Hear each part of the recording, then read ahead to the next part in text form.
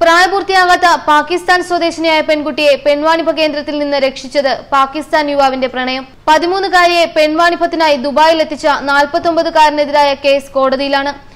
ഏറെ നാടകീയതയ്ക്കൊടുവിലാണ് പ്രതി പോലീസിന്റെ വലയിലായത്.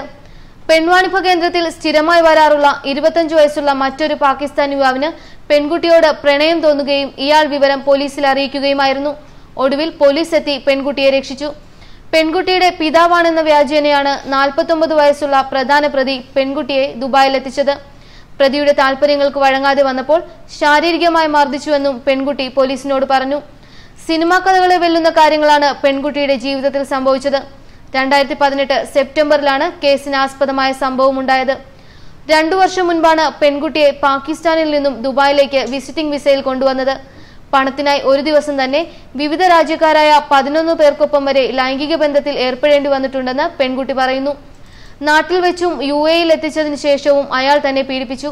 അതിന് വഴങ്ങിയില്ലെങ്കിൽ വടികൊണ്ട് ക്രൂരമായി മർദ്ദിക്കുമായിരുന്നുവെന്നും പെൺകുട്ടി പറഞ്ഞു. എതിർപ്പ് പ്രകടിപ്പിച്ചാൽ പ്രധാന പ്രതി വടികൊണ്ട് ക്രൂരമായി മർദ്ദിച്ചിരുന്നെന്ന് പെൺകുട്ടി മൊഴി നൽകി. ഇതിനിടെയാണ് പെൺവാണിഭ കേന്ദ്രത്തിൽ നിത്യസന്ദർശകനായിരുന്ന 25-കാരനായ പാകിസ്ഥാൻ യുവാവ് പെൺകുട്ടിയുമായി പ്രണയത്തിലാവുകയും വിവാഹ വാഗ്ദാനം നൽകുകയും ചെയ്തത്. പിന്നീട് പെൺകുട്ടിയുടെ നാട്ടിലുള്ള സഹോദരൻ ഇയാളോട് കുട്ടിയെ രക്ഷിക്കണമെന്ന് അഭ്യർത്ഥിച്ച് സന്ദേശമയച്ചു. ഇതേ തുടർന്ന് യുവാവ് പോലീസിനെ വിവരം അറിയിക്കുകയായിരുന്നു.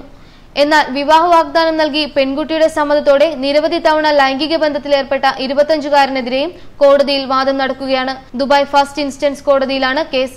13-കാരിയെ ദുബായിലേക്ക് കടത്തിയ 49-കാരനെതിരെ മനുഷ്യക്കടത്ത്, പെൺവാണിഭ കേന്ദ്രം നടത്തിപ്പ്, പീഡനം, പണം നൽകി ലൈംഗികതയ്ക്ക് സൗകര്യമൊരുക്കുക തുടങ്ങിയ കേസുകൾ ചുമത്തി കേസെടുക്കുകയും കോടതിയിൽ ഹാജരാക്കുകയും ചെയ്തു.